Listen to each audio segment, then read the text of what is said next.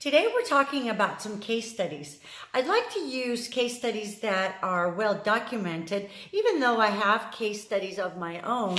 Let's talk about Elizabeth that's found in this book. Okay, now, Elizabeth was a type 2 diabetic. What does that mean? That means that your pancreas is not secreting enough insulin.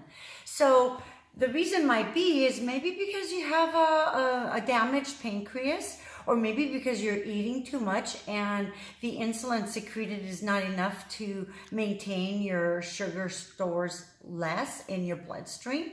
There's many reasons. But Elizabeth was taking about 380 units of insulin a day. She was taking 120 in the morning and 80 units of regular insulin with each meal. So what does that mean? It means that her body is not functioning very well. The more insulin she took, the bigger and more weight she gained around her waist. Why would that be the case? Well, because insulin's job is to get rid of sugar from your bloodstream. It doesn't care how it does it. If it does it by you working out and using it, that's great. But most of the time, we eat way too many calories for the amount of energy that we're putting out. And so now the sugar gets transferred from the bloodstream to our fat cells. Okay, so what did Elizabeth do? She began to do the alternate day fasting. Then she moved on to the 3-day fasting. I want to show to you some charts.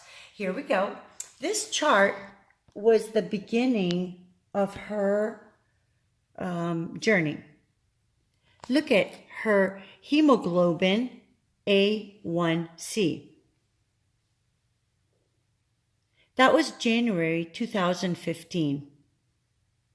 Then we move on to June 2015, about 6 months later. And then November 2015. Look at her values drop.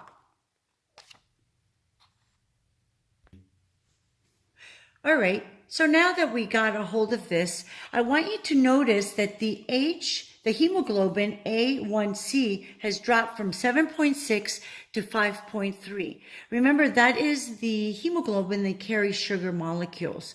The fasting glucose has gone from 9.5 to 5.9. And of course, her insulin dosage, 360 units per day, to 0. Wow, isn't that amazing? So I'm just going to read some interesting facts here. She lost weight, but not only did she lose weight, she stopped taking her insulin. 1 year later, no insulin, which is awesome.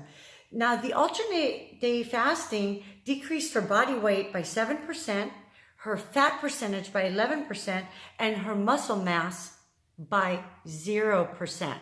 She is healthy and she does no longer depend on insulin.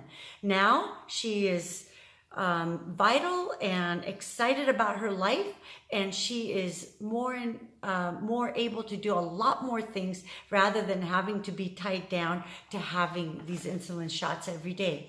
This could be you. You could be the person that starts this alternate day fasting and now decreases their blood pressure medication, and maybe a year from now you are off of it completely. Remember to do this with your doctor, because the doctor knows exactly how many milligrams you're on the medicine and how he needs to decrease it. Share with him what you're doing, or her. And then it could be that your cholesterol medicine is a certain level and you can decrease it. So once you do this journey with me, now you know I do the 15-hour fast every day. You know I have an autoimmune disorder and I've been doing it for over 2 years now. Now I began with my 24-hour fitness classes, my spin classes. We're doing alternate day fasting. Not that I need to lose body fat. Obviously, my body fat is at 8%. I don't need to lose body fat. But what I do need to do is decrease my inflammation.